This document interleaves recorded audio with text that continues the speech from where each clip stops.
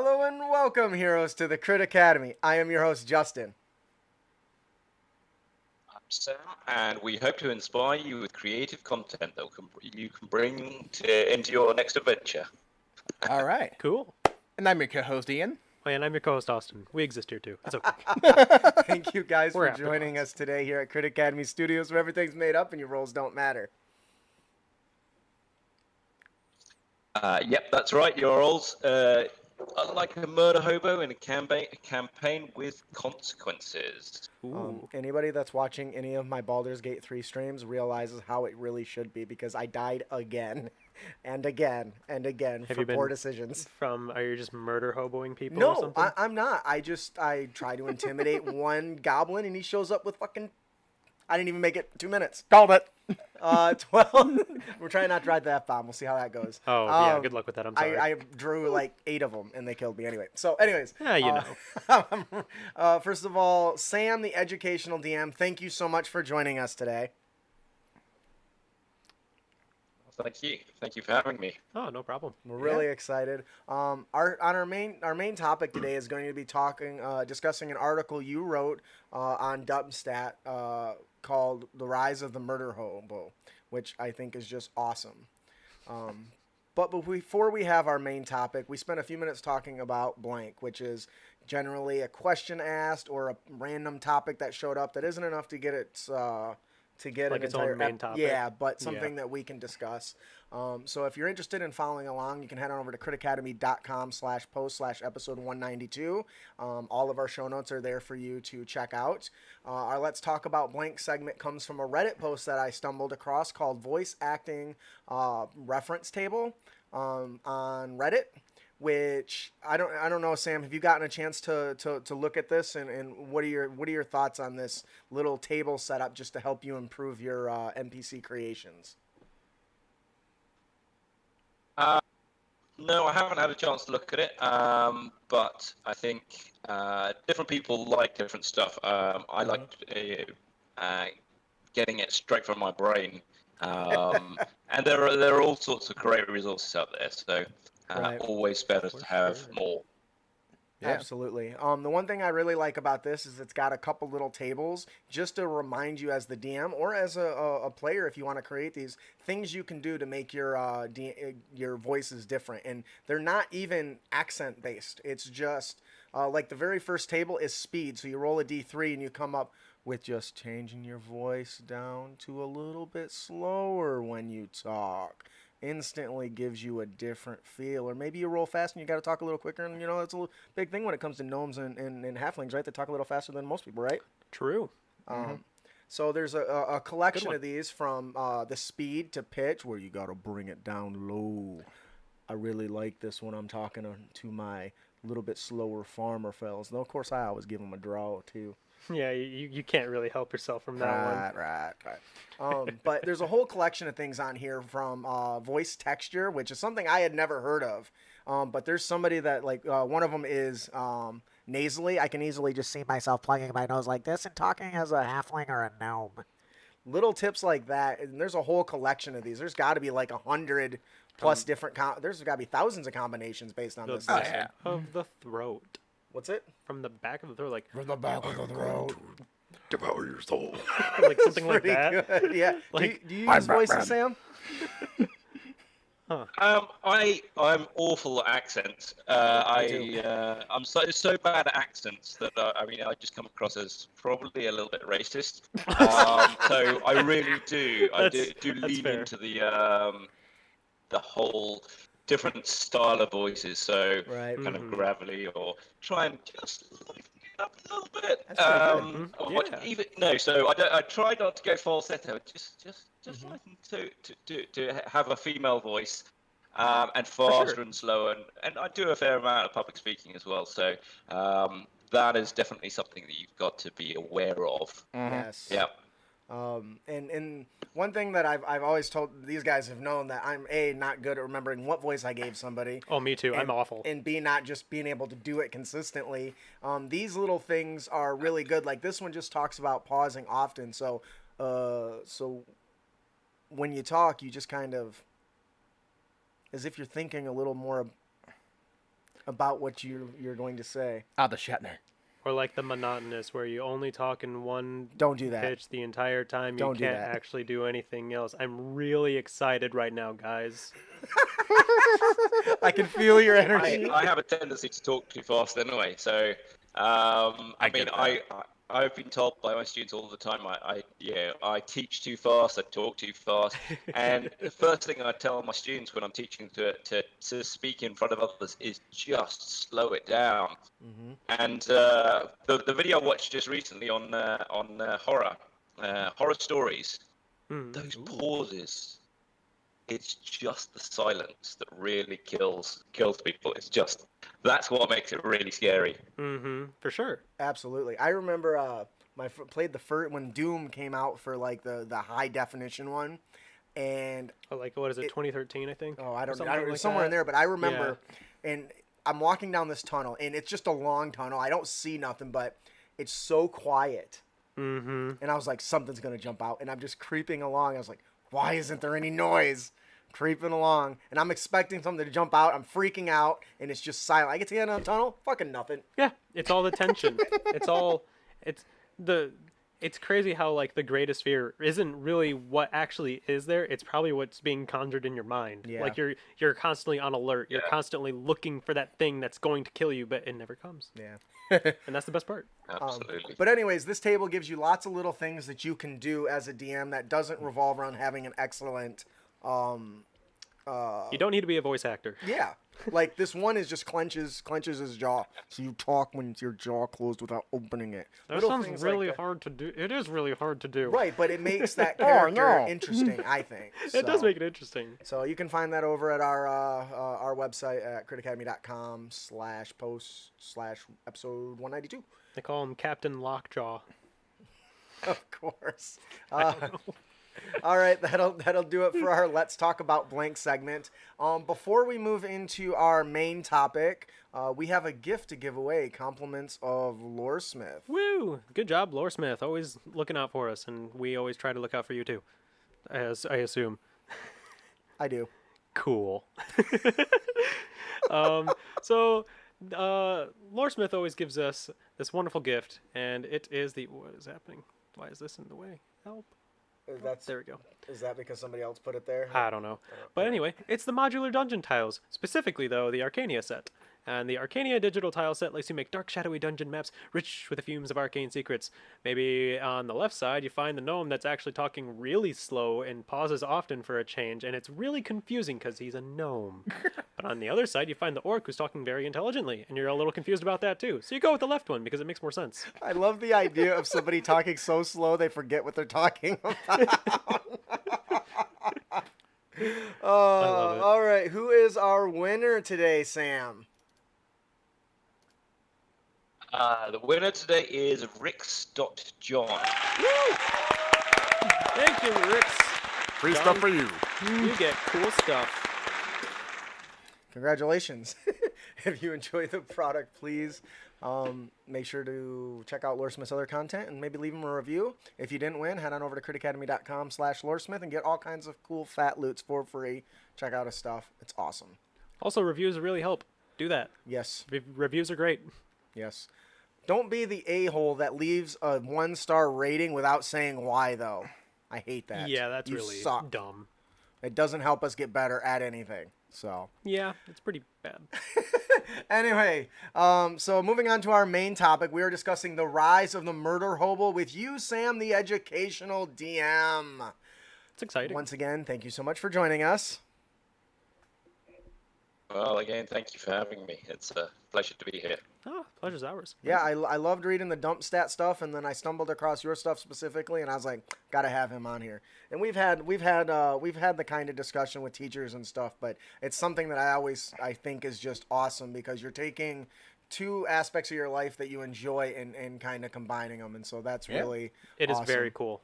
With that in mind, for the people who don't know you, can you tell us a little bit about yourself?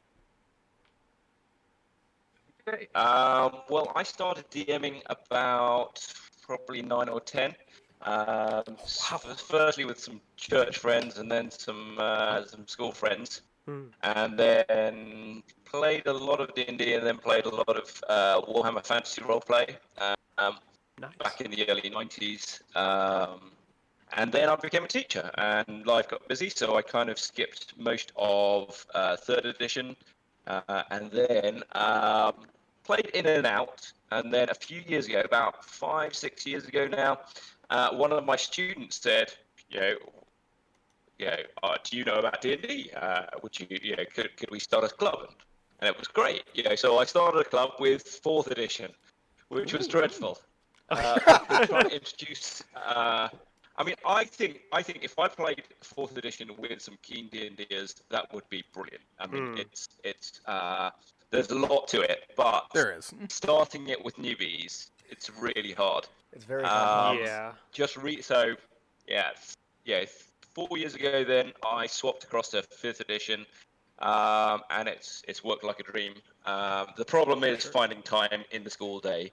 Yeah. You can't just do it an hour here and there.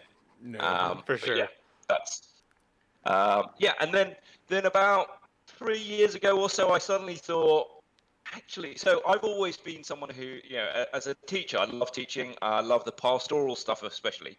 Anyway, but I've always kept an eye out for the things that aren't being taught in school, the soft skills, the other skills, things like leadership, teamwork, communication, Sure. and in this case, kind of morals, which is just how do you teach that? Anyway, Fair point. so I noticed that they're just picking up these things, and they're learning about these things through playing D&D. And so I thought I'd launch my educational DM stuff, and there's just so much that D&D teaches that I thought this is worth talking about. This is worth supporting other teachers playing D&D with their students. And then I just discovered all of these people doing lots of different stuff: psychologists, educators, people using D&D to teach different languages, and so it was just a whole different world as soon as I stepped into it. That's amazing, honestly. Yeah. Like, seriously. I don't even know how to comment on it. It's just Yeah, it's incredible. I would ask, because we don't actually. I just realized we don't actually have it in the show notes here, but it is linked in the show notes that are posted to our blog. Where can they find this content that you've been involved in, that you've been creating?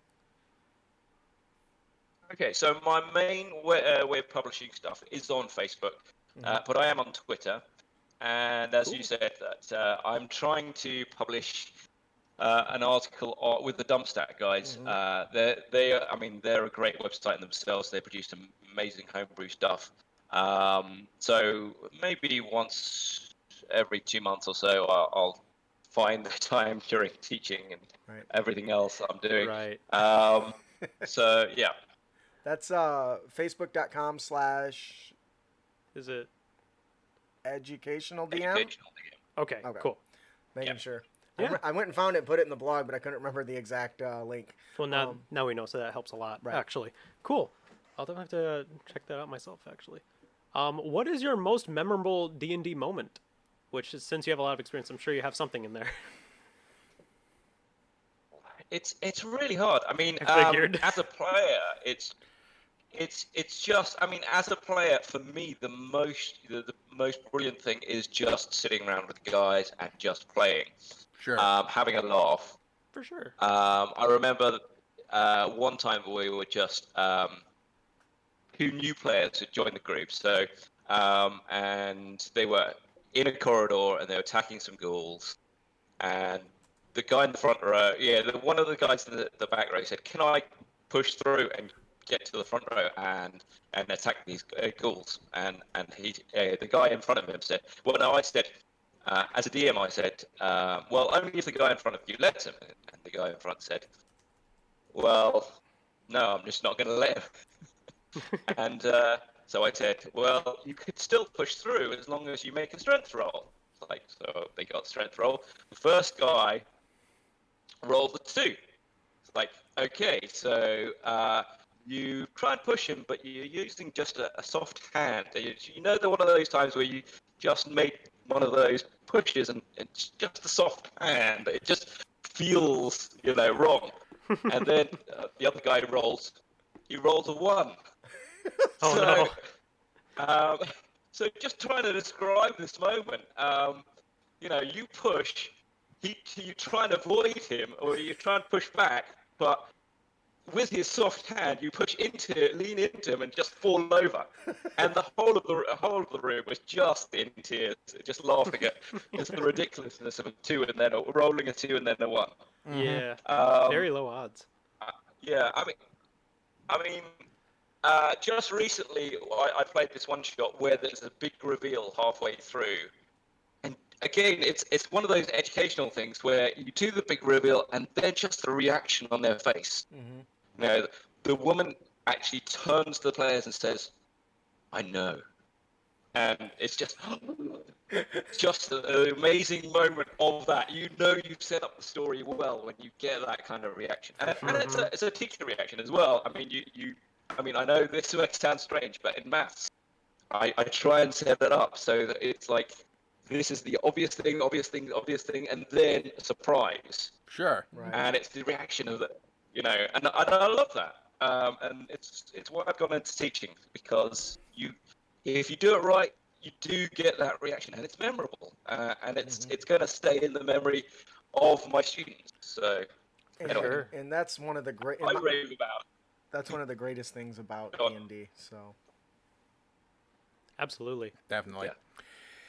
What would you say you had a moment where you failed either a DM or a player, and what have you learned from that? Oh, so I think too often. too often. Good answer. No, I yeah, think that's too often, sometimes I will just say no. I mean, as a DM, we're always advised to try and say yes, or even yes but, or yes and. But I mean, there are times where you have to say no. Can I seduce the slime? That kind of thing. No.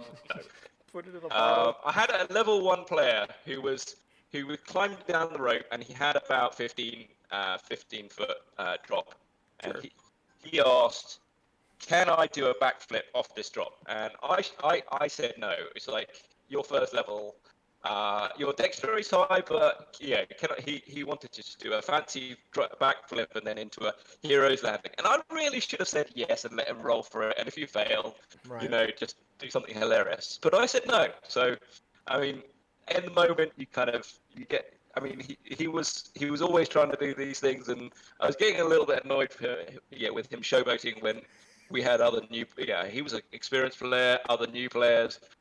He was trying to hog the limelight a little bit, but I should have still said yes, because it would have been hilarious if he failed. It would have been nice for him if he had succeeded. But as a DM, you gotta try and say yes as often as possible. Yeah. Sure. I definitely can understand that situation, because you want, with exactly what you said, you want to give him, you should probably you don't want to give him the limelight when that you have these other players that are very clearly new, and you want to kind of give them the D&D experience. And I get that, and so I can kind of see both sides, where it's like, I understand why you would have said no. Like, you want to give the other players a chance when this guy has already been, he's already played before. He's already had these moments that he can already kind of hold. Whereas I also can see yes, because, I mean, if he fails, point at him, laugh. I've been in that situation where I was climbing down a road and wanted to do the superhero landing off of it, and I failed my acrobatics check, and my foot got caught in the rope, so I just ended up there hanging upside down like an idiot. Pretty good. So... See, I would have just been like, "Oh, you land wrong, you that's what sprained your memories ankle. are. Take 2 points of damage." What's that? Yeah.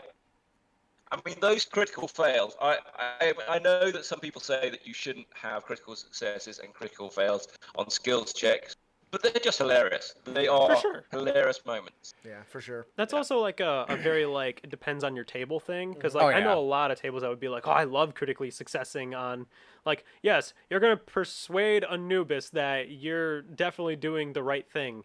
You're not gonna persuade a god. He's Sorry, gonna do buddy. whatever the hell he wants. But it'd be cool if somehow if you roll just maybe a nat 20 and then another high roll or something, right? Like maybe like, 'cause like that's high odds. Maybe it just doesn't kill you. Yeah, like maybe could be simple as that. Like he's like, you know what?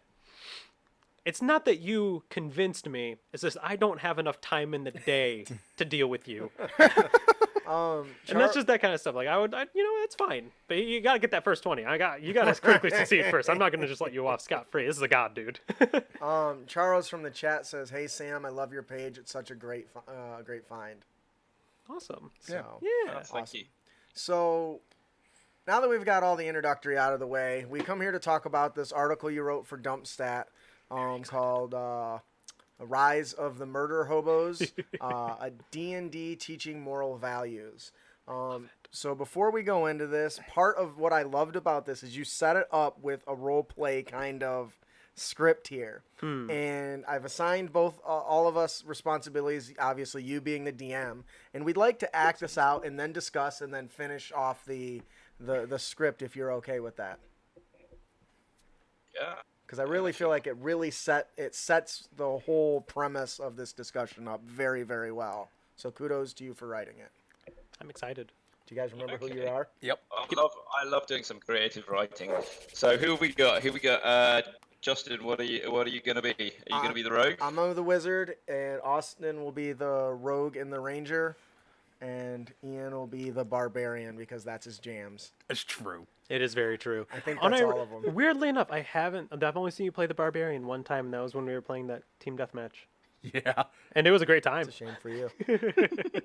All right, let's get it started. On your Sure. mark there, Sam. Okay. So you find your way to Hendel's Handy Hardwares, exactly where the innkeeper told you it was, on the main highway overlooking a small bakery on one side and a tailor's on the other. The sign is simple, yet neat, showing a backpack, rope and sword. Cool.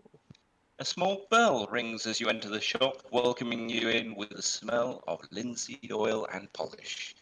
You see orderly rows of shelves and a good selection of the kind of equipment you would need for adventuring. On the far right, you also see gardening tools, but on the left, your eyes are drawn to a small collection of glittering weapons. Ooh, pointy things. On hearing the bell, I could use that.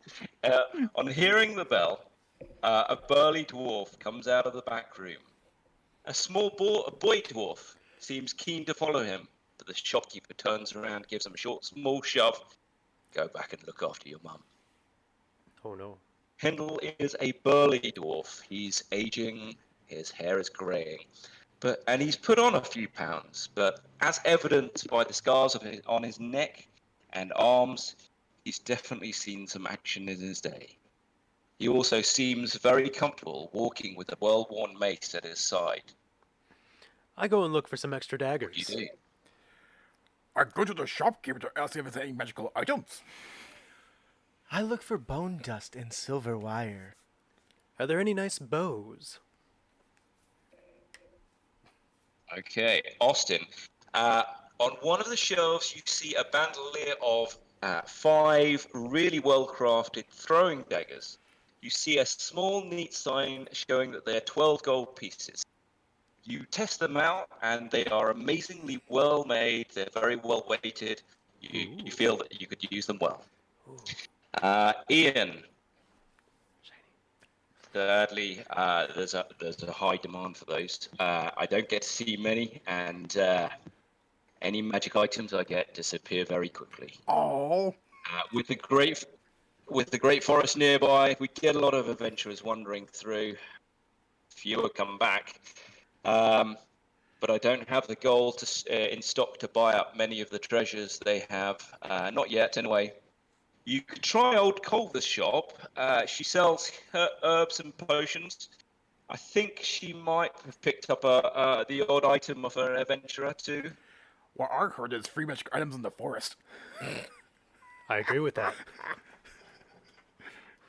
Justin, there's no bone dust, but you do find a reel of about 10 feet of silver wire, and that's about 2 gold. Wonderful.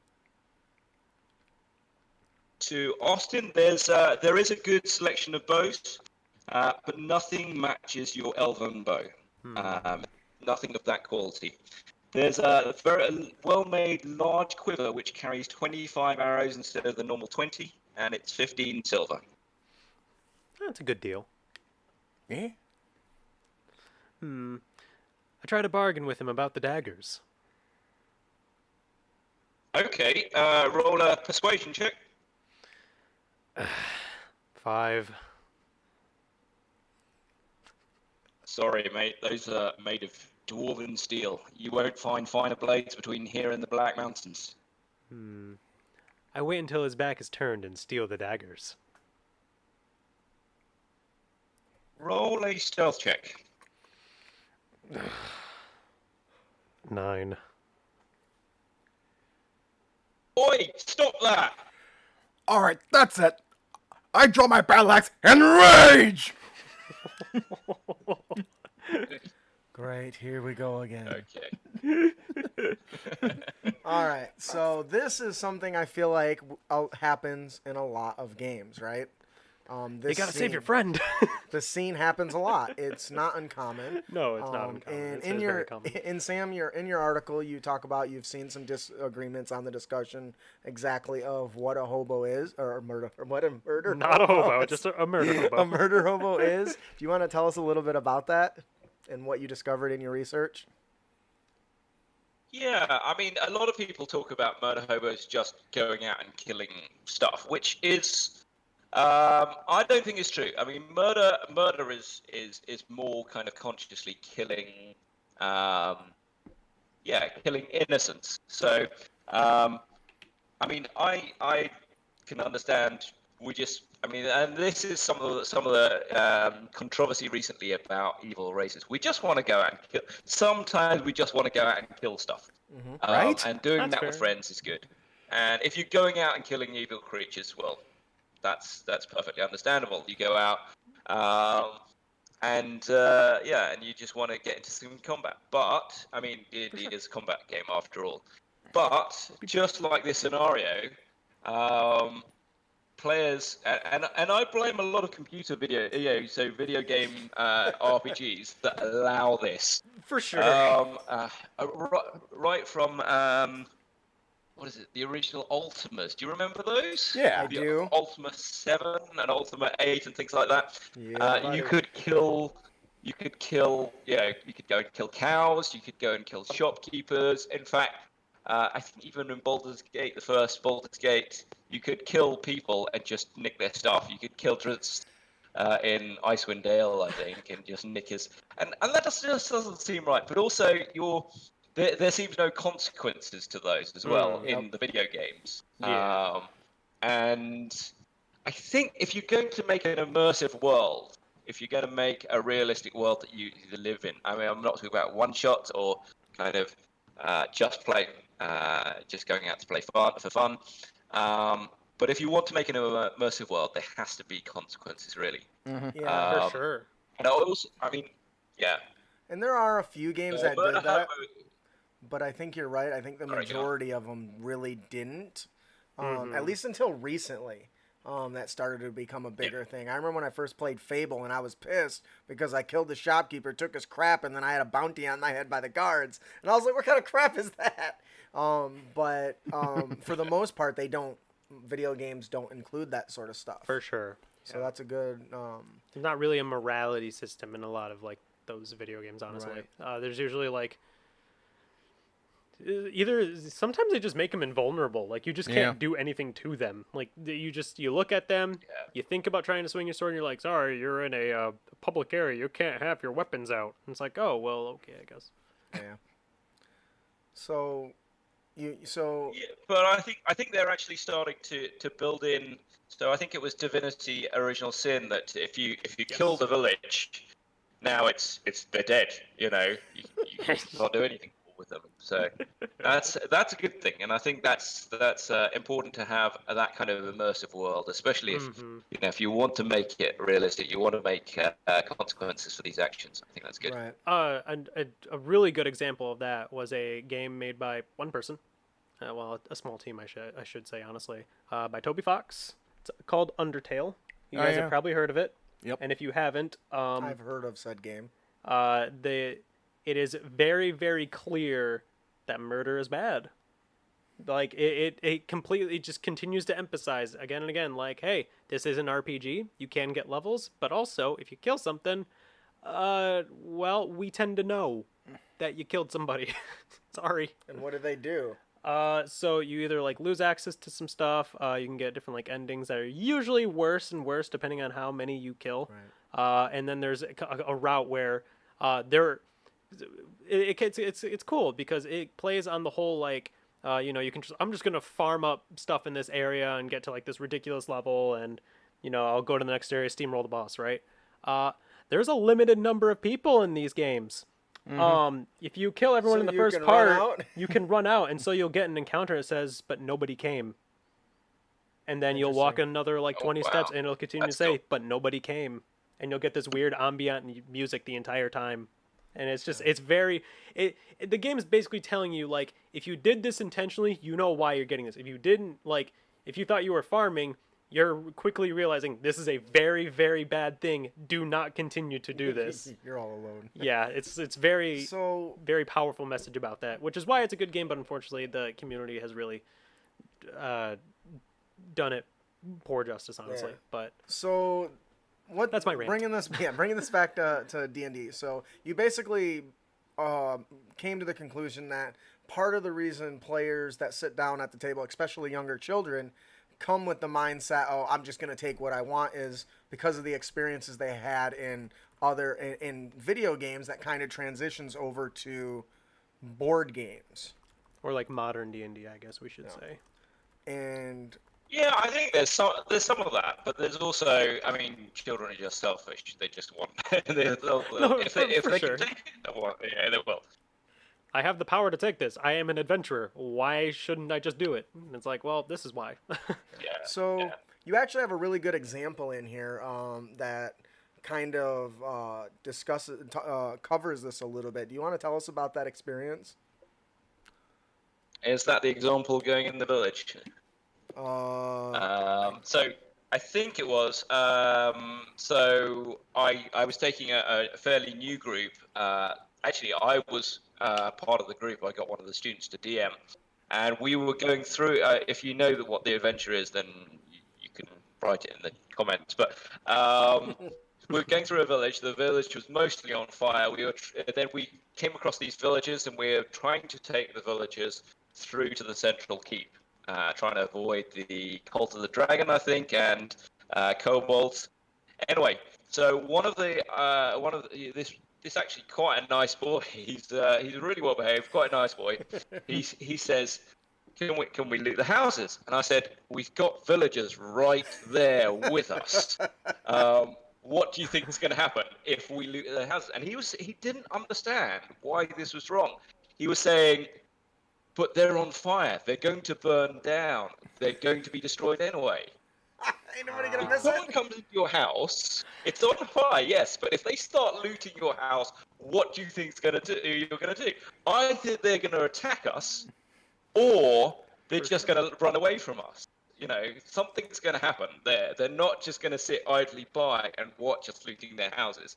So I thought that was really interesting, just that he didn't understand at all. Again, a really nice, well-behaved boy didn't understand what I was getting at there. So Interesting. and I thought that was really interesting. Yeah. Yeah. So how do you pass this information on and try? I mean, do you try to actively explain to the murder hobo the morality of what they're doing, or do you like outside the game or during the game, or do you take a more direct approach in game? The magistrate comes and starts whipping the hell out of them, because that's kind of my shtick. Like, I have no Hey, problem. you the just good get guy showing the up dozens and- of guards and like, hey, we see you've been kind of doing some bad stuff around here, and I look at all of you, I'm like, I'm not with these guys. So how do you approach that? I mean, so I was the player then, so I was a player alongside him. I was actually playing a paladin, so I turned to him and said, "Don't do this. This is wrong." If I'm a DM, then I'll just let them do it. I'll let them do it, and then there will be consequences. And that's got to, you've got to just let it run, and then there'll be consequences. Then after the game, I might talk to them and tell them why that happened, talk to them about, what they probably should have done. I mean, especially in my role as if I'm doing it with students, I'm especially going to do that.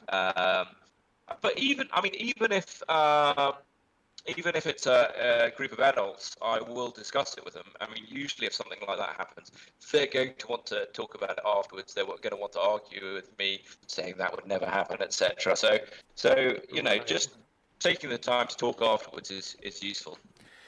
For sure. Do you believe that there was a genuinely lack of morals here? Understanding that there's right and wrong, or there's just a disconnect between real life and it's a game? I think there's some of that. There is some of that, the fact that it's a game, and so there's no real consequences. Because I think there is the fear of doing something wrong in real life. But also, I've dealt a lot with children with So I have most of my career. It's been 11 to 18-year-olds. At the moment, my groups are 13 to 18. But you actually see them forming those kind of moral values through that certainly the 11 to 15 age, and realizing when things are wrong, or just doing things that are wrong that they just don't realize. Learning how to be around one another. And I found a really interesting example of this just recently. A few years ago, I went into China, and we were waiting for the bus, and there's no queue in China. So everyone, as soon as the bus arrives, everyone just piles on the bus, and I was in front, just behind this little old lady, and everyone behind me was pushing, and I didn't want to push this little old lady. Anyway, when you go out to Hong Kong, everybody queues. So I talked to my parents about this, and they said, my dad said that he remembers when he was a boy, the British police in Hong Kong teaching them how to queue. And I found that amazing, just that it's and it stayed. So everyone's learned kind of these manners, this etiquette, how not to be selfish and how not just to think for yourself. So there are some things which kind of are obvious that I think you learn to. I mean, and to a certain degree, kind of just playing with one another. Yeah, and this is where I sometimes just let party disagreements continue and see where they run with them, because just learning to play with one another is a good way for them to learn. But sometimes I will hammer them quite quickly with consequences, because what they're doing is very wrong. And sometimes I'll even talk to them, because especially if it's my students, just like, you really can't do that. You know that that's really wrong. Right. Yeah. Yeah. It really seems like there's always going to be the argument about the possible negative effects of gaming. Really. It's actually funny because I remember in college, I was actually doing a research paper based on the effects of gaming. Actually, and I was looking up a lot of really I only found mostly articles, but there were some psychologists who actually kind of delved into this stuff. And while I mean, obviously, there's the big ones everyone kind of looks to is Grand Theft Auto, or Saints Row, stuff like that, where you're actively playing as a gangster and you're going around murdering and stealing and not doing good things. When Grand Theft Auto 3 came out, and every little kid, I was working at GameStop at the time, and every little kid came into that store, and I had to try to explain to their mom the premise of this game that even I wouldn't play. I mean, I'm a bit of an a-hole, but even I didn't find pleasure in that game at all. I understand why it could be fun and appealing to people, but I was just like, this doesn't appeal to me, and you want to buy it for your 8-year-old kid. Do you know? Yeah, then that's a little... Right, and there's reason why there's rulings on that stuff. So I have a question for you, Sam. Do you think that playing video games with murder and killing and other morally dubious things is a problem for children, and even in games like D&D? Do you think that affects their growth? You would probably understand that better than us. Yes and no. I mean, all the statistics. People will argue that video games do not teach you bad morals. So playing Grand Theft Auto, you won't go out and go and beat up people with a baseball bat. You won't go Right. and run people over, etc. But I do think that I mean, it actually pains me to watch some things like that. But also, I think it's not just the playing of this. It's that for me, I see a lot of parents over here, especially in Asia, who will just leave their kids to play that. And I've got students who come to me after a holiday. So we're on half term at the moment, so we've got 2 weeks, which is nice. But sometimes I'll talk to my tutees after their couple of weeks break, and I said, "How much did you game?" And they will sheepishly admit, "Oh, I went out on Tuesday and played some football with my friends." Okay, how much did you game during the days? Just about all of it. So they'll be spending Right. 14, 16 hours, maybe more on their computer in a day for most of a week. Mm-hmm. And it's not just that long amount of gaming, it's the fact that they don't have the parental role models around to talk to them, to teach them about. And I get the fact that I've got incredibly, I've got a busy life. I know that the parents, some of the parents travel, and some of the parents have very busy lives. But let them go and play with other children. Do talk to them about things. And again, that's one of the reasons why I think D&D is so brilliant, because especially playing with teenagers, play with your teenagers. It's so hard for kind of parents to kind of get alongside their teenagers because teenagers generally don't want to play with their parents. But if you're into D&D, especially if you DM, your teenagers will want to play with you. Actually, generally, if they're into D&D as well. Mm-hmm. Not always, but there's a good chance that they'll want to play with you, and through that, you can actually get you learn a lot more about what's going on in their mind, and I think that's really important. And that's one thing that I really think is important in Dungeons and Dragons that we can't get out of video games. I truly believe, and it sounds like if I'm understanding what I've read from you, D&D can be such a powerful tool for helping kids with basic skills such as reading, mathematics, and moral quandaries. Yep. Putting them in situations to help them learn and identify the difference between right and wrong. And even if they choose to do the wrong decision, you can still use that as a learning Like an opportunity to say, experience, "Hey, yeah. just so you know, you did Absolutely. this, but this is wrong, and there are consequences for being Right. wrong." Or even then, how there's sometimes situations where there is no good answer, and you try to pick the least worst one. Yes. Now, obviously, that would be a little tough on, I think, on On a teenagers younger kid. specifically. I'm but big on the moral ambiguity. Yeah. So no, and I know that we like that, but for a child, it'd be very difficult. yes, it would. I could see where there could be frustration. I feel like Yeah. where they obviously want the best outcome, the good outcome, but sometimes there isn't a good outcome. There's just a lot of less worse outcomes. I mean, I feel like those situations, especially if they're presented by the dungeon master as the goal is a learning opportunity. Yes, that I feel like that would have to be stated. For instance, if your character has to make a choice, there's two burning buildings, and one has your character's mother, and the other one has their lover or their sibling. You put them in a situation. How are you going to choose?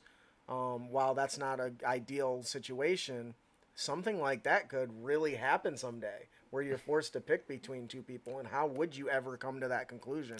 I don't know how you guys feel about it, but those are the types of things I like to include in my games, which, as you said, may not necessarily be great for younger children. For But sure. I remember when I was playing the first Witcher, there was one quest when we came to the end where, short version, a villager was convinced that this witch was the one behind everything that's going wrong in the village recently. Mm-hmm. But as you're during the investigation, you're like, no, she's actually completely innocent. But when you get to the end, the village is still hell-bent on killing her. So you get, like, do you protect the witch, or do you let the villagers kill her? Yeah. And I chose to protect her, and I ended up... Apparently, you killed the entire village. That's brutal. Wow. So That is that's terrible. that's metal. That was not what I intended to do when I chose to Right. protect her, but But that is how it played out. unfortunately what you had to do, right? So, And when I walked through that village, I'm like, this is empty now. And it's my fault. I did this to these people. Well, was people. Now it's just a Yeah. bunch of statistics. I'm not about to. Yeah, I'm not about to introduce 11, 12-year-olds along to Yeah, that. no, yeah. I've even played with 8, 9-year-olds, but I mean, I think the 16, 17-year-olds would definitely be up for those kind of moral quandaries. Oh, I think for sure. that's definitely maybe 15 or upwards. They actually love those moral quandaries. Mm-hmm. But the weird thing is that because they don't have the life experience to actually engage with the emotions behind it. So, for example, we took about 30 year sevens, which they were 12-year-olds, to the Omaha Beach Cemetery, and they wandered around and they thought it was pretty, but they didn't engage with the kind of the gravity of what had happened there. Whereas all the ones 17, 18-year-olds, they will feel it because maybe they've known of an older relative who's died, or they have some idea of what kind of freedoms people fought for, etc. So I think I'm finding the older I get, the more sensitive I get to these things, just because there's the emotional attachment there. So but I mean, 15-year-olds, 16, 17, certainly they as a moral quandary, as a kind of intellectual quandary, they like those things. And they can engage with those things to a certain degree, I think. So it's worth throwing in there. Yeah. Makes sense. So before we close out the scripting here, first of all, I love the conversation. I think this is something that's important because while I don't necessarily think I'm in a place to say running a Murder Hobo game is bad if that's what your table's into, but to ignore the fact that it could be a powerful learning tool is just something that's fantastic. I do note in your article here that you are a devout Christian and an evangelist. I know what the damn word is, okay? And it sounds like you ran through something similar to me, where during the satanic panic stuff, you really you weren't allowed to do some of those things. So My mom still has that mindset. So it's always awesome to see somebody like that they didn't let it stop them from enjoying what they love. We actually, for those who are listening, we did just release our Living Testament, which is a 5th edition compatible booklet. Congratulations. Oh, thank you. That follows it puts the players in the position of guardians of the 3 magi as they're making the trek to find baby Jesus and everything. So if you guys are interested, please check that out. I can't recommend it enough. It was a lot of fun and is a personal passion project of mine. So I think we're ready to finish up the script here. Unless there's anything else you think we missed, Sam, that you want to touch on? No, I think we've covered everything. Yeah, and Cool. even though we've talked about it, I highly recommend you still go and check this out because there's a lot in this article that we didn't touch on. Oh, yeah. So I recommend you reading it. You can find it on our website and our blog. So take it away, Sam. Sorry. What's that? We're gonna finish your script and your your article. I see it. Yep. Yeah, sorry. No, you're okay. Okay, wait a second. I love your Murder Hobo flowchart, by the way. Yeah, it's very. TM It talks and seems stuff. it seems about right. That's funny. Okay. So, after filling your backpacks and hauling the body of Hendel and his family into the back rooms, you leave the shop. Roll a perception check. 9. 7. 2. 11. It's not until you're outside the door that you notice a group of 20 well-armored town guards with crossbows aimed at you. It seems that your fight with Hendel alerted some of the townsfolk. A tall, bearded man steps forward, aims his sword at you, and shouts, "Put down your weapon!" Ian did it. I rage. It was definitely him. I think that He has the body. This is a great ending to this because this is exactly what should be expected. Yes. Those guards aren't just standing around doing nothing. Okay, they do generally stand around and do nothing most They of do the time. lollygag, yeah. But they do the when you're in a town and the players steal stuff, they murder somebody, they burn down the inn. All that stuff is bad. And actually, if you head back and check out our law of the land episode in the Dragon Heist book, there was a whole page that had like costs associated with different felonies and crimes, and it was awesome. Couldn't recommend it enough. So go check that out.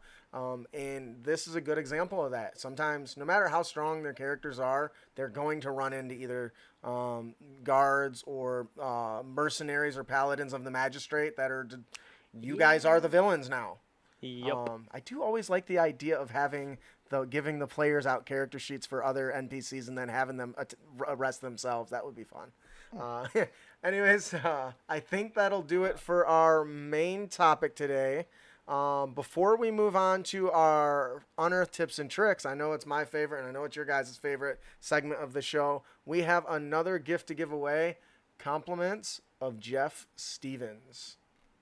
I got to scroll through this because I forgot. Did I even put it in here? Oh, I moved it. I lied.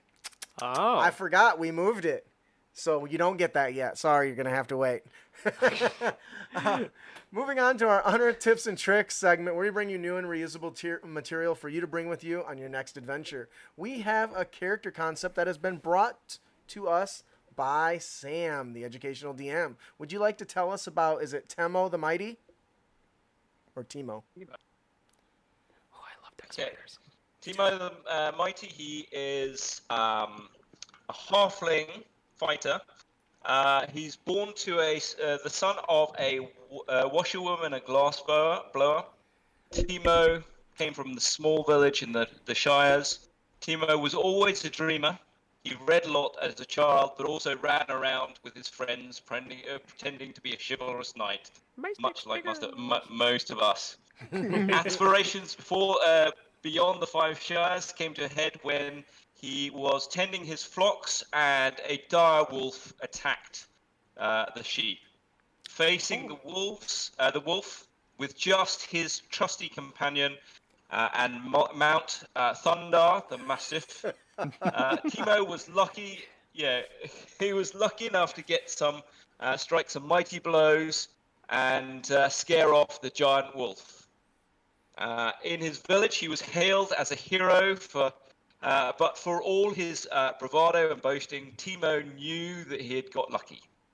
Yep. He determined then to set out and learn to be a mighty hero that his friends and family thought he was. That is. He had never left his shire. What a way. Oh, sorry. Oh no, I was just saying, like, what a way to just be like the inspiration to go on an adventure. Oh, these people thought I was a hero, so I may as well go be one. I want more of that. Can't let them down. Yeah. Go ahead. So, Sorry. Timo had never left the Shire, so although he had read a lot about the outside world, despite this, he seems to soak everything in with a childlike wonder. So, yeah, really role-playing this as someone who has wonder at everything. And being a halfling, that kind of plays into the childlike wonder as well. With boundless enthusiasm and innocent ideas of chivalry, he comes across as young and naive. But Timo will often also use this to his advantage and is intelligent and savvy enough not to let people take too much advantage of him. In difficult times, he will suffer from severe bouts of homesickness, but is determined to become the hero that his friends and family think that he is, and the dream of the hero that he wants to become. I really love this. I created this. Yeah, sorry, go on. I created this character because I love the idea of a little man out to conquer the world. It reminds me of some of my students. Some of the flavor came from Reaper Cheap, from the Narnia Yeah. stories. Uh-huh. Just that kind of idea of nobility from the tiniest warrior. And also, you read online DMs just complaining about heroes not having a loving home and two parents, And two but parents. also thinking about how you could have create the folk hero background without spoiling the fact that they're just level 1. Yeah. You know, how can they be a folk hero? Yeah, so this is my idea. I think you nailed it. This Yeah, this really is awesome. Very good. I do agree that a lot of players can be a little bit too ambitious with the folk hero background sometimes. Yeah. But I maybe found that's the it. dragon. You're level 1. Maybe I just led him away and he was trying to eat me and I got away. I don't know. I think you really hit it on the head with this one. I love the idea of the character being just in awe of some of the things he sees, like running into your paladin in the group for the first time and like, oh, that sword is so cool. And I'm just like looking at him like, huh? As I'm like remembering all the flashbacks of all the armor's so devils and demons I've slain. He's shiny. like, huh? What? Thank you. I'm gonna go lay down now. I'm having a moment. Or walking into like a big palace for the first time. It's like, oh, it's so Like big a in giant here. cathedral almost. Yeah. That'd be cool. Well, I seeing a love it. dragon. I think even just walking to a normal town, it'd be like looking around. It's so big, and then walking Oh, to a bigger town, it's like it's even bigger, and then a city, it's like It never ends. How do I get and up then, there? and the idea of seeing the sea for the first time. Just imagine that Oh, you've yeah. seen like little lakes that you go fishing in, or little streams, and then you come across a giant river. Can't see the other side. This is not a river. You know, something like that. That's a good idea. I like that. As I've been reading through the Aragon series again while I wait for my new Stormlight book and come in November, and there's a scene like that when his cousin Roran gets to a port town and just can't believe the size of the water. He had never seen anything like that, and so something like that can be just such a fun role play opportunity for your character. So, Or even in the Wheel of Time, when the Aiel characters, which they're basically like some tribesmen that come from a desert, when they see a river for the first time, they're like, so much water, one spot. they don't got to dig. That's fair. Yeah. Absolutely. Yeah. I was actually thinking of that. I recently reread the first book, and he comes to a small town, and he looks around and thinks, this is massive, and then he goes to a bigger town. But he also looks around, and he looks and sees just these weedly little, because he comes from a farming village, Yeah. he sees these weedly little carrots and vegetables and thinks, why are they paying so much for those? You know, and so that experience is, it pulls through for role playing. It's so much fun. I like All that. right, I think that'll do it for our character concept. Timo the Mighty, the like Dex that. Fighter Cavalier. I think that's an awesome build for that too. Yeah, I agree, 100%. Our monster variant of the episode is the War Mind.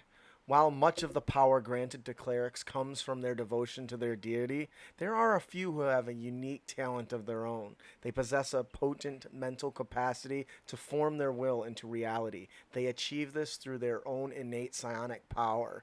These unique features allow for the Warmind cleric to manipulate objects and their enemies. That makes me really want to find the psionic fighter and just go with that mindset. Just like, oh yeah, let me just change reality with my brain. So It's so cool. I'm working on that. Give me. yeah. Anyway, so yeah. for the I actually did make a class option for my patrons based around this, which is where I got this idea. So that'll be up available once the editor gets a hold of that. Cool. But so you're gonna start with the stat block of the Deep Gnome / Sperf Neblin. You're gonna lose the Stone Camouflage, the Spell List, and the War Pick. Other than that, you'll keep everything the way it is. The new spell list will be Mage Hand. You're going to give it once a day each. It's going to have Absorb Elements, Catapult, Command, and Detect Thoughts. All very much psionic level type stuff. Yep. The absorb elements allows them to absorb some of the magical energy from an attack and send it back through a weapon attack. You're going to give them a warhammer that is versatile and replaces the war pick, because I didn't feel like a war pick fit the theme, but I guess it could. But the whole point behind weapon. this is the catapult. It points at something and it launches. You ever watched the first? It's like a really strong telekinesis, isn't it? It's yeah, just like you just and it shoots it across the room. it's like the Force, or like really cool earthbending. You just look at this and you go, Yeah. and it goes. So this is obviously a very low level CR rating monster, but it really is built with a lot of theme. What do you think there, Sam? Yeah, I like the leaning into. Actually, you've leaned into the 4th edition at will and once a day, and I quite like that. That you don't need to think too much about what's on the spell list. There's quite a lot of controversy, obviously, about psionics, and but I think certainly they can be represented as spells. So I think that's good. For sure. Especially with like Mage Hand, something so simple. As long as you could Yeah. just It's easily basically say a that low it's telekinesis. yeah, like you can just say that it was like invisible or something. I think that's As, like, what the flavor. Arcane That's Trickster what the does, right? Arcane With Trickster the does. Ledger main hand, Yep. it actually is invisible. It's quite literally invisible hand. Yeah. So, which is telekinesis. So that's kind of what I was going for this. I wanted a low level character that really fit that theme and was all about moving stuff with his mind, because that just sounds fun. And the Deep Gnome is a little sturdier. So it made for a good upfront melee character. I was very much along the lines of that the first Star Wars, with the guy with the dual blades Oh, at Darth the Maul. end, where he he points at the thing and then smashes it into the door and it opens behind him. I totally wanted to recreate that scene because it's just awesome. Darth Maul is so cool. Yeah. That's a really simple one. We hope you guys like it. We've been doing a lot of the higher level monsters, so I wanted to toss something a little lower Something a level little in lower. there. Yeah. Makes sense. That'll do it for our monster variant, the War Mind. Our encounter of the podcast is the Astral Bandits. A large portal opens up.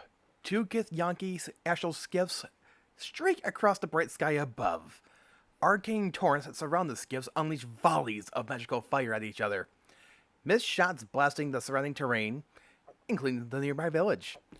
One of the skiffs crashes, the other landing near the wreckage a few miles away from the village near abandoned ruins. Rumors around the area quickly spread through the nearby towns that an invading army is coming from the Astral Sea. Yeah, that would definitely cause a panic. Yeah. The characters are asked to investigate.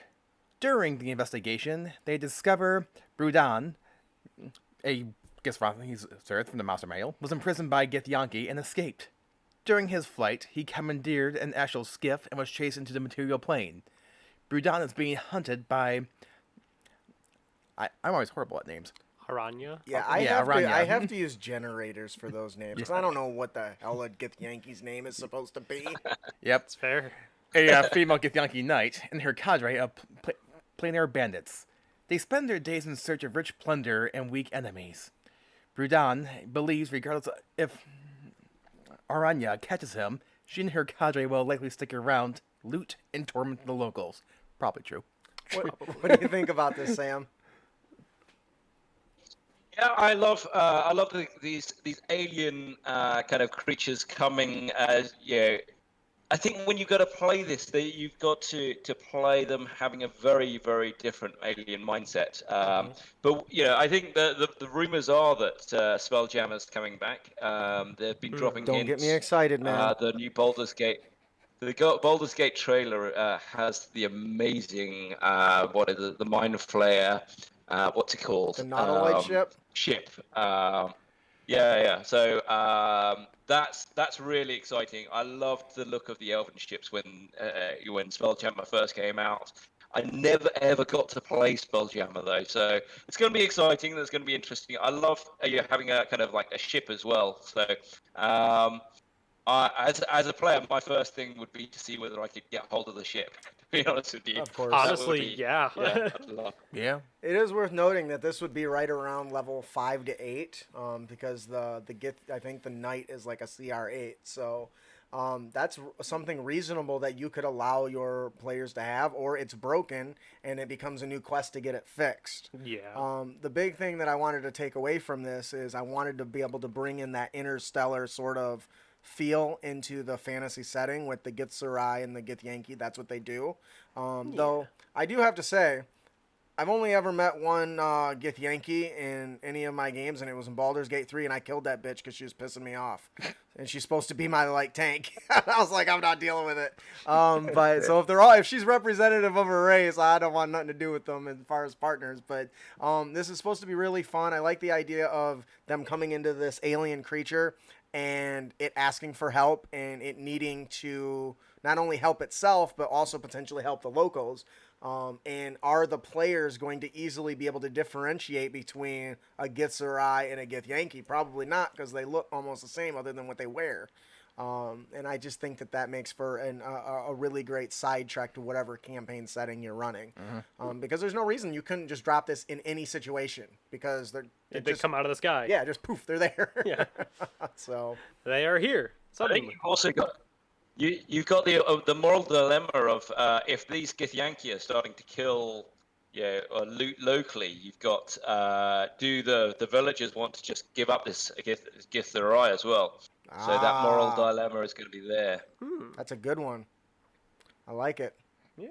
Yep. Cool. That brings back the whole witch statement again, doesn't it? Yep. You protect the Githzerai, Yeah. and turns out you end up having to kill the villagers so the Githzerai doesn't die. Does the Githzerai even get to come out alive at the end of this either way? Right. Yeah. That comes to, Everything's that's screwed. interesting. Huh. All right, that'll do it for our encounter of the podcast, the Astral Bandit. Our magic item also comes from the educational DM. We'll have you pick up the next one. The DM Okay. tip. Yeah, sure. Okay, so this this idea came this idea came from a paladin who kept on trying to stealth and just failing miserably, especially with his plate on, and then just started to lean into it as just bashing down doors, shouting. I don't often build kind of legendary weapons, but I thought of these two warhammers called Whisper and Shout. I like the idea so far. I love to make utility items. I've heard you guys talk about utility items, and Yes, sir. they really encourage players to be creative. And all the kind of legendary items, I see tons of legendary items on homebrew, so I try and avoid them. But I thought, how can I bring this in? So what I've done is it's actually it comes into four parts. So the two warhammers are taken apart to make a shaft and a head. And you start by picking up one of the shafts, which just acts like a club +1. It has some minor magical powers, and then as you attune to it, you suddenly feel it drawing you in a certain direction, and you can actually put it on the floor and like a kind of spin the bottle idea. If you spin it, it'll turn towards where its head is, That's and awesome. then when you get the first warhammer together, then again you feel the draw to the other warhammer. So I mean, I've That is a given it a little bit of wonderful flavor. idea. Let's my let's goodness. read out the flavor. Sure. Dwarven adamantium made, these twin warhammers were gifted to Justice, a paladin of Torm who fought effectively beside dwarves in a particularly dangerous incursion of the Dwaygar. Justice was known for being both devoted to his god and passionate for his friends. In the tunnel fighting, Justice was often the butt of the dwarves' joke for his lack of stealth, but earned massive respect for his battle tactics. In later stages, Justice and these twinned warhammers, Justice used these twinned warhammers to great effect in rooting out the loss of the Dwaygar. Sadly, falling to the hands of a bullet that the Dwaygar let loose in the tunnels. As they withdrew, the Dwaygar took the hammers with them, but they were lost from records. So they are both Warhammer +1s. One of them Whisper allows a silence spell. Love it. And and then shout gives a thunderclap. And they allow extra bonuses, +5 bonus to strength check when breaking down doors. And Wonderful. then there's there's a what was it? A thunder wave. If you smash them together, they create a massive thunder wave, but that uses up most of the charges. In fact, uses up the charges and more, and then they go silent or unusable for until the charges come back over a week or so. So Love it. I thought it was a great. Actually, I played. I played through. What was it? The Tales. Was it Sunless Citadel? And then I was thinking about how to get to the Forges of Fury. And so I planted the shaft of Whisper in the treasure at the end, and that was my way of getting from one adventure to another. That's very cool. With these relatively new players. I love it. Awesome. I love that you broke this item into multiple parts, creating a quest chain. I thought, that was beautiful. I loved that so much. And that you don't even need like a marker. You don't need to talk to somebody. You don't have to find the. You just set it on the ground. And it's like, hey, it's this way. But you don't know it's that way. That's the beauty of it. You don't know what it's drawing you to. Yeah. And I thought that's really cool. It might be dangerous. Oh my goodness, it's so awesome. Or you might be returning it to somebody, then you're going to have to give up your magic item. No, you just kill them and take it back. Murder hobo. Murder hobo. You got to murder hobo it. Come on. We know what we're trying to do here. That's why he plays the rogue. He does. I do play a rogue, He loves his actually. rogue. He loves his grappling hook. I thought this was been really very cool. handy. There's a lot of flavor here. There's a lot of hook DM and roleplay, hook opportunity and roleplay opportunity. There really is a lot to love here. I love it. I think you It's did so a cool. great job, and I will certainly be stealing the concept of multiple item parts of a being magic broken up. item. Yeah. And I love that. What's even more amazing about it is that, like, if you just have the shaft, it's a +1 club. It's still something. It's still something. Even if they You don't can still care to use it. Yeah, even if they don't care to do anything And that's else. just like, why haven't I ever? I don't know. I mean, because I'm dumb, but you know. I'm right there with you. I was like, never thought of that. That's awesome. That's 'Cause so cool. I would have thought that here's pieces of it. Once you get it, you get something. But each one having a little bit of its own magic is just awesome. Yeah. Yeah. Fantastic. That's just, oh man, that's cool. Very clever. I like Kudos that to a you, lot. Sam. I think that'll do it for our magic item, the Whisper and Shout by Sam, the educational. I also love the name of it. Yeah, right? Ah, yes. This is Whisper. This is Shout. How do you know? Was there a door nearby? I could show you. It's just, oh, it's cool. All right. Cool. There we So go. the Dungeon Master tip. We have one of those. The Dungeon Master tip of the day is newspapers with an exclamation point. While every game has spies and secret Have to say agencies. the exclamation Well, I'm point. going to. While every game has spies and secret agencies gathering information to trade and sell, there are some outlets that are all about sharing the information with the masses and helping them stay informed on current events and entertain their readers. Yeah. The simple chronicles that appear as simple parchment flyers nailed to a public message board with weekly news or a much more in-depth and heavily investigated topic written in a large scroll for purchase on the corner.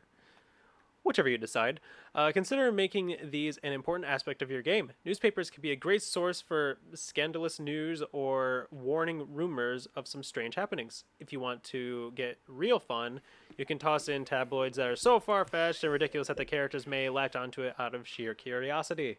Because they do that Yeah, a lot. Like, yeah. Or if your character's Murder Hobo, their wanted posters appear inside that's what I was going to lean towards. So, It's like, oh yes, the Wanda poster. Hey guys, you want to try and find this Definitely. guy? one thing that I thought was really cool, I was reading the Rise of the Eberron campaign book because It's awesome. I do that. And it has a whole section that drives based on this news gazetteer or whatever. And there's actually a background where the party can become gathers of information for this this newspaper. They go to they work for a newspaper company. Basically, like Superman, man. I didn't realize that. Right, That's you cool. use your powers for good when you're in the thick of the bad stuff. But I think this is something that I don't use nearly enough as a DM. A town crier probably have been like the closest, but everyone just uses the message boards as like a afterthought. But if if you make it a trend like the Tarask magazine, because I can't say Magazine. What's the other one? A gazette? A gazette. The Tarask Gazette, and it's always got mixed and matched information because I love to feed bullshit information to my players. Sometimes the stuff I give them is only half accurate. So having a tabloid and starting to realize, oh, we can go check the Tarask Gazette. Well, last time we did that, it led us into a trap. So, is that really a good idea? Well, the other time we went and got this. What do you think, Sam? Yeah, I love this idea. I had never thought of that as a kind of. So normally, if you've got giving them jobs, you've got the job board. Mm-hmm. You've also got, for example, monster hunting guilds. The idea of actually getting them to work for a newspaper gives you a whole campaign that is not just combat, and Right. and I love that idea that not all the groups. I mean, increasingly we're looking at kind of players coming in who just want to role play, and I think that's going to be great for that. Yep, I think you've also got the idea of so I like the idea that the newspapers contain hidden messages. So you could have an article that seems like a bland article, and you could have the rogues guild or the thieves guild or the assassins guild producing that article.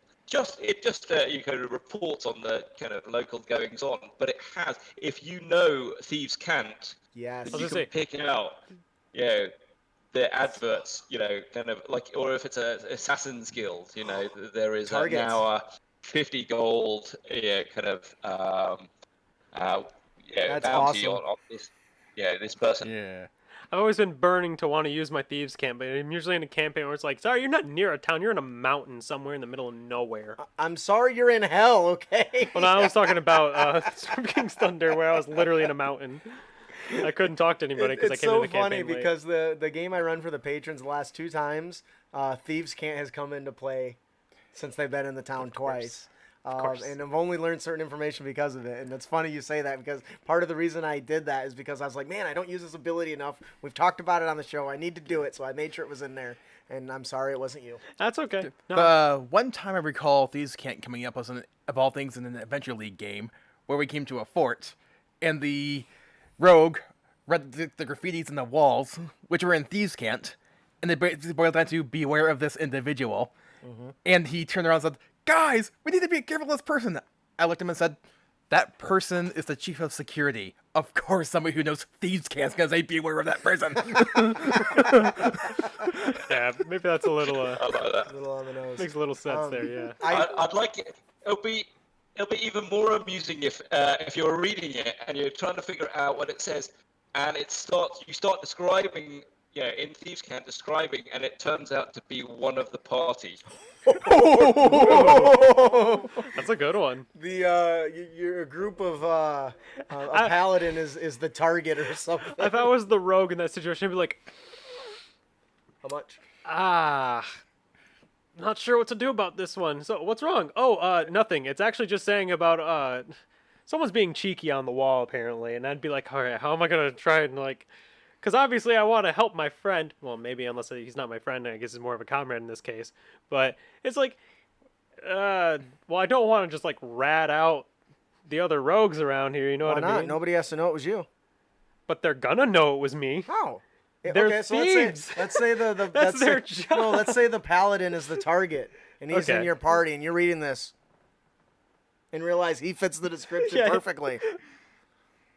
Well, I can't go I've after just him thought direct. of an even. Go ahead. I've just thought of an even better one. Oh. So usually, all sorts of beggars and the kind of the ladies of the night are usually part of these ideas of the thieves guild. Mhm. So if you had a particularly let's say amorous bard who plays into character, what you could have in for example, the bathroom walls written in Thieves' Cant is a warning about the bard having an STD or something like that. Oh no. Oh, that's great. I love that.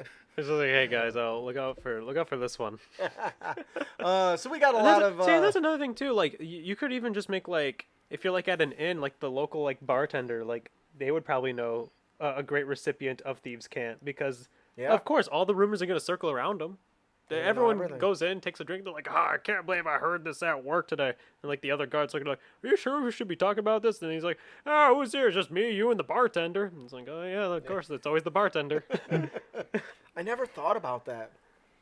A bartender's like we're way off topic here. Yeah. at this Yeah, but point, it's- a bartender is such a key element to what's going on. Imagine having one that knows like 6 languages, Yeah, speaks Thieves' Cant, knows Druidic, whatever that is, which Yeah, I've never I used, don't even but know. like knows every sort of language that you can, all so that he can open up a bar and become an information dealer. It's brilliant. Yeah, Like I love it. genuinely, like it'd be so good because like he could just know everything, and then the players would always want to come back because he's always gonna know something that they would probably want to know. It's like, oh, you guys want to know this, huh? That information doesn't come cheap this time around. 500 gold pieces, and the players like all looking around like, are you serious right now? Like that's so much money. It's like, well, it's either that or owe me a favor. One's a lot easier than the other. Favors are worse. Yeah. All right, so newspapers. Newspapers. That is your Dungeon Master tip. A little bit of a derail. Our player tip of the podcast is Don't be a dick. And you can avoid dickitude by mastering those arcane teachings.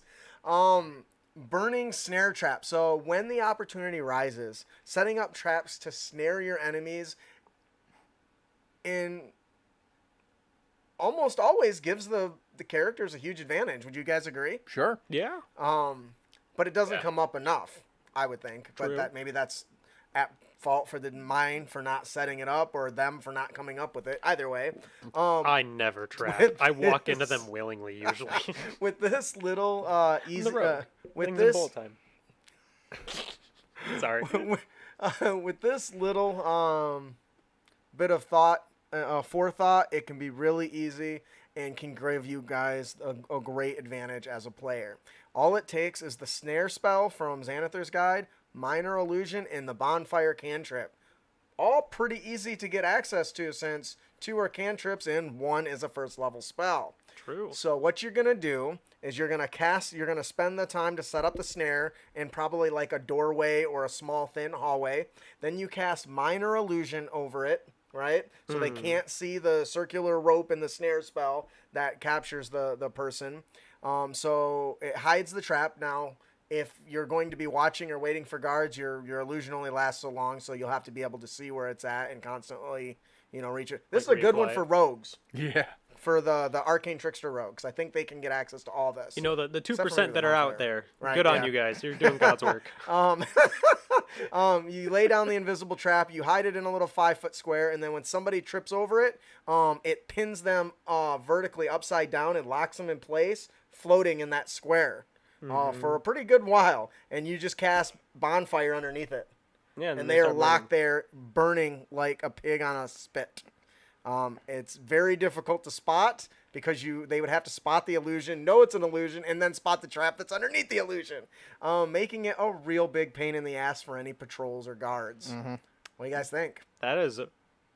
It really is just so simple. It really is just 2 cantrips and a first level spell, too.